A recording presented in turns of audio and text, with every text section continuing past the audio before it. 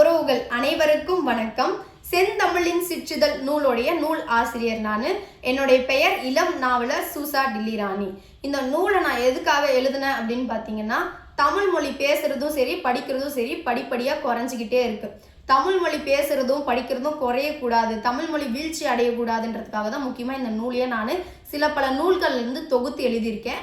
இந்த நூலில் எப்படியெல்லாம் தமிழ் மொழி இடம் பெற்றிருக்குன்னு பார்த்தீங்கன்னா, தமிழ் மொழி எப்படி உருவாச்சு, பண்டைய காலத்தில் தமிழ் மொழி எப்படி இருந்தது, இப்போ எப்படி இருக்குது, வருங்காலத்தில் தமிழ் மொழி எப்படி இருக்க போகுது, தமிழ் மொழி எப்படியெல்லாம் பயன்படுத்தினாங்க அப்படின்ற எல்லாமே பார்த்திங்கன்னா இந்த நூலில் இடம் பெற்றிருக்கு.